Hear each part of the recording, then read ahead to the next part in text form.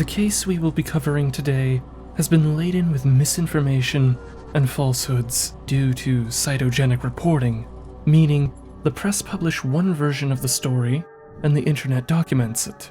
Another news outlet reports the story while using the previous report that had been adapted for, say, Wikipedia. This new report is also archived online for future reference, and the cycle continues. Now, this is where the problems begin to arise. If incorrect information is repeatedly sourced and presented as fact, it will invariably be regarded as truth. Unless the cycle is broken early into the story's development, the water will be as thick as mud.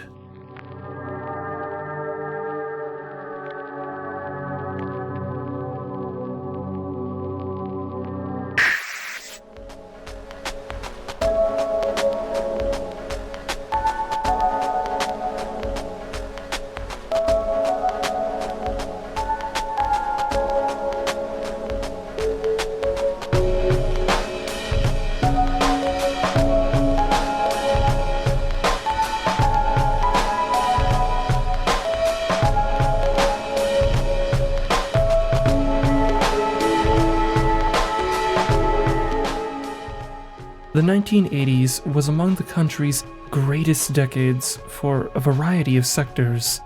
The entertainment industry witnessed the rise of anime and manga, and the founding of Studio Ghibli. Nintendo released Donkey Kong and the Super Mario Bros., among other titles. Japanese television sets and VCRs began to come with built-in satellite tuners in the latter half of the decade.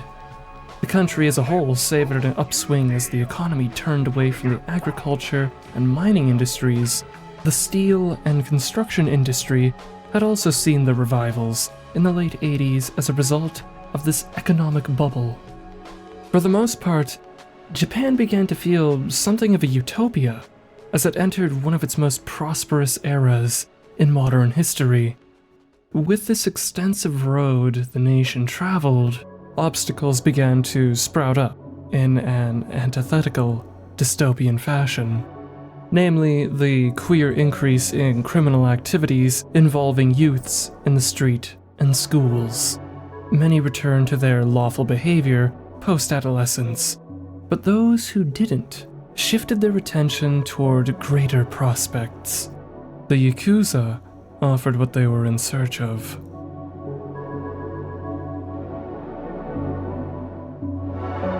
Scholarly and diligent, missing few school days throughout her high school career, revered and loved by her peers, friends, family, and superiors alike, Junko Furuta followed a straight and narrow path, abiding by both law and integrity, never partaking in illicit activities. With her admirable behavior, she had garnered the reputation of a reliable, kindred spirit in her small corner of Saitama. Life was comfortable, and a bright future lay down the path, one with many turns and potential to lead in any direction. As part of her graduation trip, Junko began working a part-time job at a plastic molding factory in October of 1988, typically twice a week. It was here, on the way home that is, that her life would take a dramatic nosedive.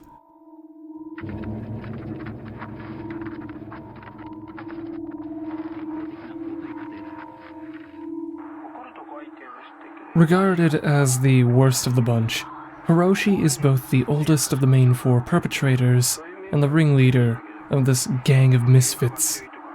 His behavior can be traced back to his immediate and extended family.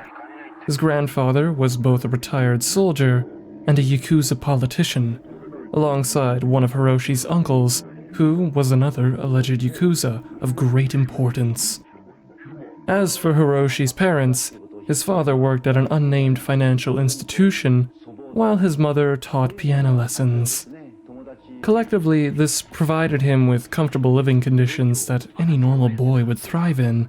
But once his father began to break down for reasons unknown, indulging in adultery and other illicit acts, Hiroshi began to follow a similar lawless path.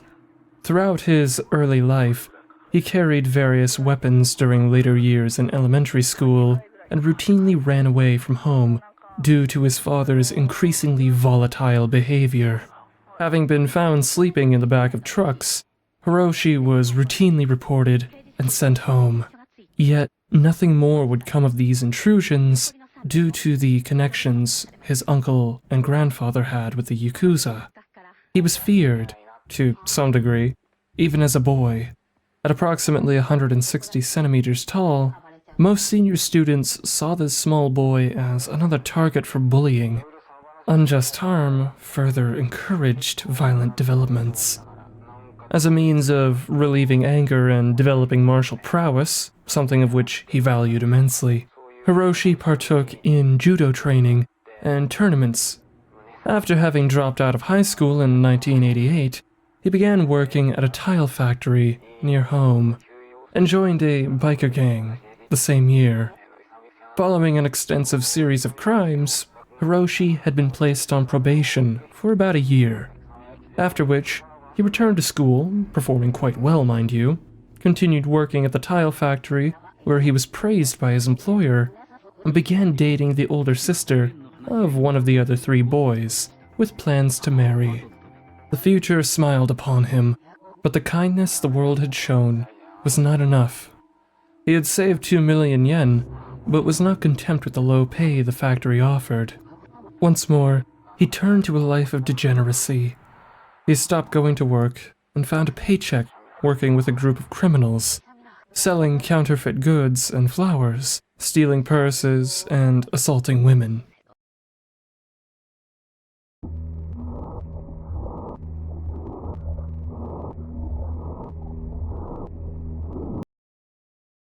Raised predominantly by a single mother, Joe came from a drastically different background, yet behaved similarly to that of Hiroshi. He was significantly larger, but displayed a strong envy of the smaller boy, asserting that his body was comparable or surpassed that of his friend. Joe frequently picked fights with fellow students. In middle school, a squabble erupted into conflict between Joe and 2 high school students. Of course, this was not the first nor last time such an event would take place.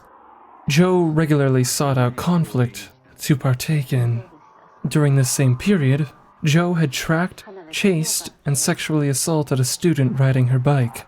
Whether by luck or on the girl's own accord, authorities became involved rather quickly and placed Joe on probation. Much like the other boys, the aim for rehabilitation was met with futility.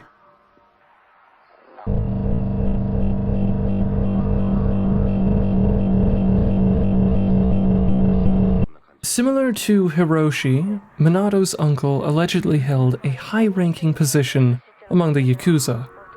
Minato has continued to carry out various crimes, including the murder and attempted murder of 2 men in a parking lot.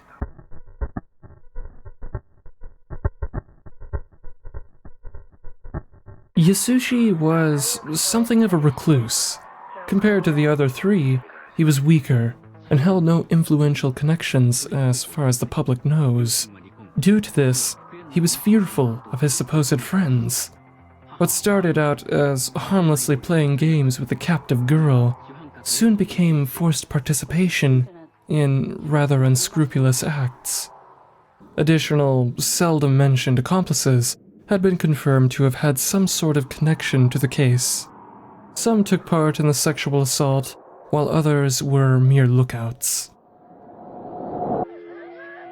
On the evening of November 25th, 1988, Hiroshi and Minato had been roaming the streets on their bikes, searching for pedestrians to rob. Speeding past a passerby, the boys snatched their bag and carried on their way, during which Hiroshi had spotted a young woman riding her bicycle. She had just finished work for the day and was on her way home to relax. But the boys had other plans. Hiroshi ordered Minato to kick Junko off her bike, sending her tumbling into a gutter. Minato carried on while Hiroshi came to her aid. His demeanor was casual and charismatic. He claimed to have kicked Minato off his bike and lied about being threatened at knife point in order to gain her trust, coaxing her to come with him for safety. Once under his spell, Hiroshi led the girl to a nearby warehouse, where, upon entering, his true colors unfurled their gruesome wings. He began warning her that the Yakuza had targeted her, and that he was in fact a Yakuza executive himself. If Junko wanted to live, there was no choice but to adhere to his demands. Of course, these threats were only partially empty. Later into the night, around 10 p.m., they would take a taxi to one of Japan's many love hotels. An hour later, closing on midnight, Hiroshi took Junko to a park where they would converge with the other 3 boys. Following some private discussion, they concluded that killing the girl would be too much of a hassle. They saw this as an opportunity to have a good time, as they put it. The boys then transported her from one park to another, one much closer to Minato's family home, where Junko would be held prisoner until January 4th, 1988. Locked away in Minato's bedroom, the boys worked shifts, monitoring Junko. The 4 began to plot as hormones and monstrous ideas cultivated in their minds. At least 2 other boys have been invited to partake in the first bout of assault. 3 of the 6 present boys were directed to strip down and gang rape Junko. Understandably terrified by the whole ordeal, she fought back as best she could. From this point onward, the assault, both sexual and physical, grew in cruelty and frequency. To paraphrase the bulk of the violence and humiliation, Junko had been beaten by individuals and the group of 4 on numerous occasions for extended periods of time, burned across her body with lighters, cigarettes, and matches, violated by having metal rods, pipes, bottles, and wooden rods inserted into both her vagina and anus. She had been set alight on numerous occasions, forced to masturbate in front of the boys, forced to inhale paint thinner, drink whiskey, and shochu at the same time, rendering her disorientated and excruciatingly cold. Following which, one of the visiting boys threw the exhausted girl onto the balcony. Having been nourished with minute meals, she was in no shape to fight back. Taking advantage of the situation and privacy, the boy forced her to pleasure him, while Junko barely held on to consciousness. These, among other disfiguring and scarring brutalities, were routine treatment for the girl. This begs the question, how did all of this go unnoticed for so long? Although Minato's parents could not be present at all times, when they were, Minato would tell them that this girl, who rarely left his bedroom, was his loving girlfriend. They trusted him for a time, but it gradually became clear that this simply was not the case. However, they had no intention to contact authorities. Allegedly, the parents feared their increasingly violent son and his crime-affiliated friends. As for the neighbors, many, if not all, were unaware of what was going on next door. Typically, the boys would play loud music and cover her mouth. When they weren't masking the pleas and sobs, it is entirely possible that the neighbors and passers-by dismissed the events as simple domestic disputes in an otherwise wealthy neighborhood. What is certain is that they had given up silencing her, as, with the repeated beatings and poor diet, Junko could barely muster a gasp in her latter half of captivity. A boy, uninvolved in the adultery, who had lived in the cul-de-sac, had been interviewed for a documentary. He claimed to have regularly heard loud music blaring from the suburban prison, along with a young woman shouting, "Please stop," during daylight hours. He claimed this same event occurred on at least 8 separate occasions. Days passed, and the violence continued, uninhibited.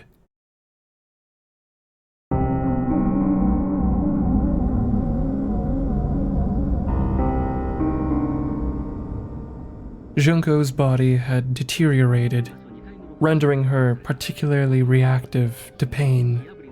Sometime during the second half of December, Hiroshi had stepped in a puddle of urine. Such a thing left him unfazed, but Joe and Minato took this as an excuse to punish the girl on their own accord. They took turns punching her face until she was greatly swollen.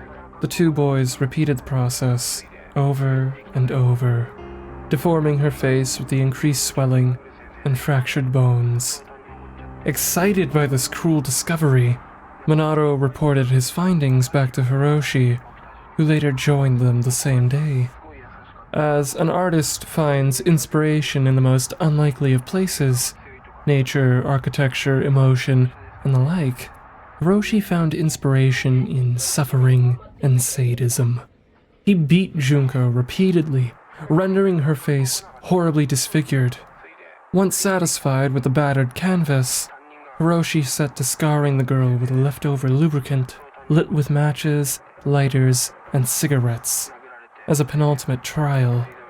When one session was over, when the flame died, he repeated the process until he was satisfied.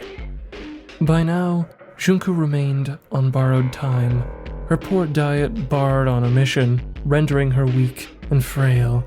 The innumerable infections plaguing her body underwent purulent drainage, oozing pus from all over. Coupled with the stress of the situation, her hair had fallen out. There was nothing left of the girl's body and mind.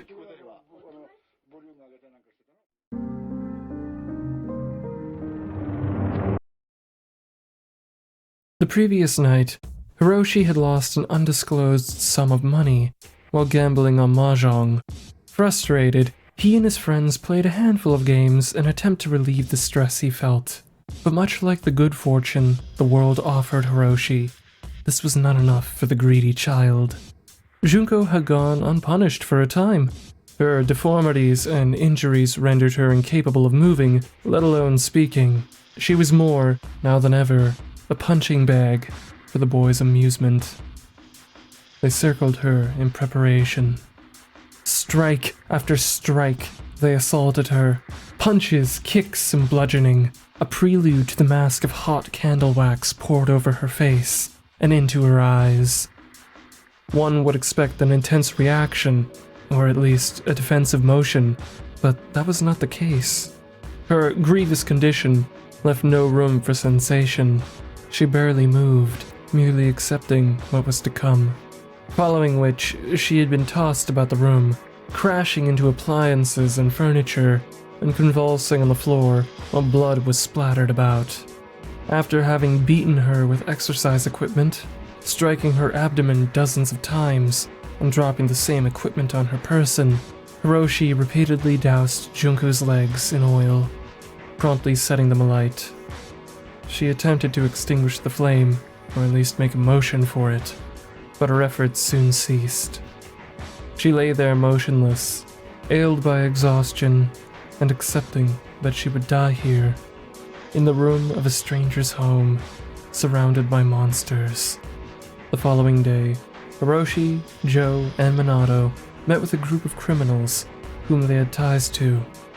They returned to Minato's home, where Junko's corpse lay undisturbed. The first time the girl had enjoyed any peace since her initial capture. The group concluded that it would be wise to abandon the body elsewhere. An industrial site was the location of choice. One of the teenagers, outside of the main four, borrowed a company vehicle from their former workplace, purchased various building materials, and acquired cement. They dropped Junko's body in an empty drum, filled it with cement, covered the tomb, and abandoned the site, leaving the truck elsewhere. The same night as Junko's initial abduction, her parents expected her to return home from work.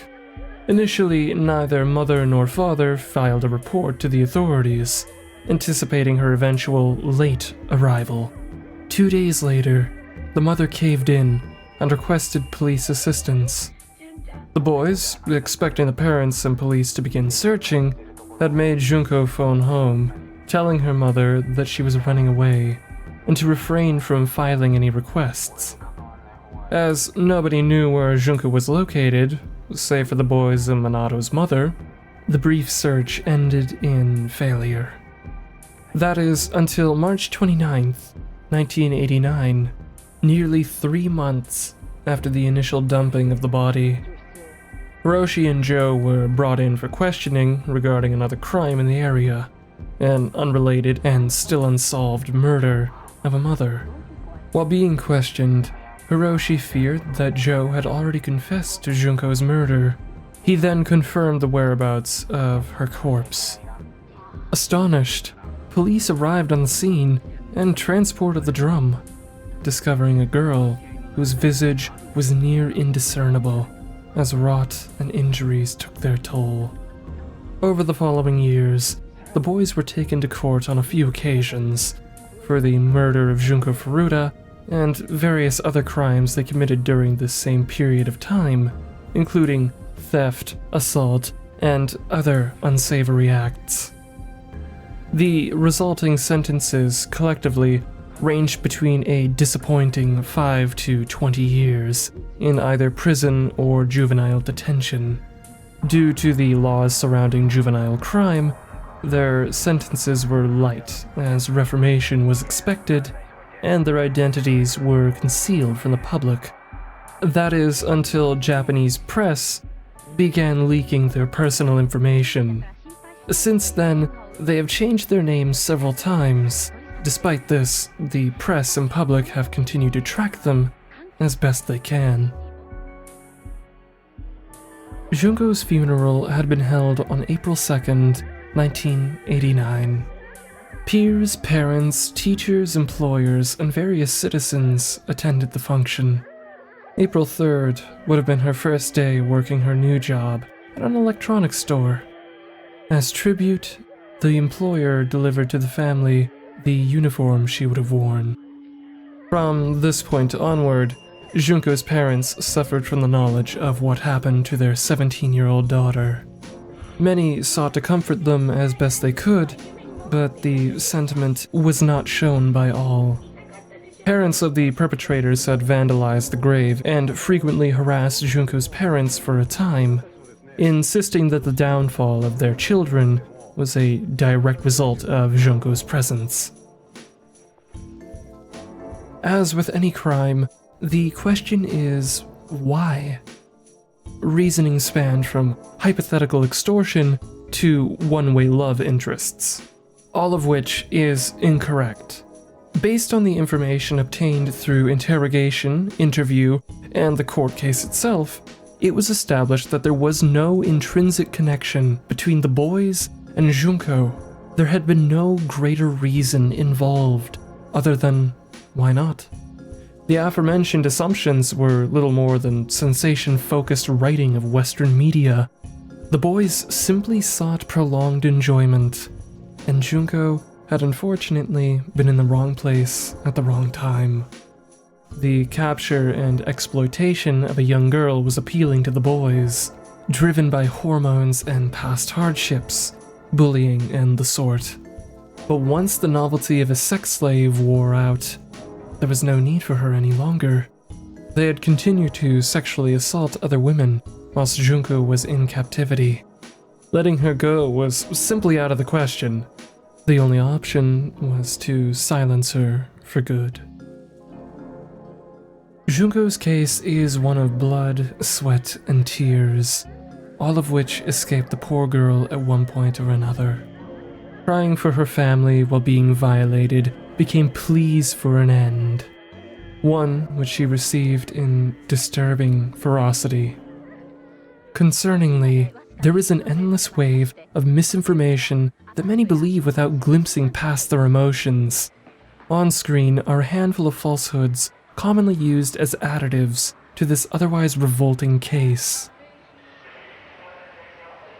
There is a number of rumored information that I have omitted as there is no reliable cross-reference to be found in the court documents or elsewhere. This includes Junko's alleged boyfriend, pregnancy, a dog's forced involvement, the names of all additional parties, and the actual number, for that matter, and the exact extent of criminal association. I believe we've spent enough time here. If you feel so inclined, I have multiple documents and articles stemming from Japan and Japanese natives that you might find interesting for your own personal research. Thank you for your time and support, no matter how brief. Have a pleasant day.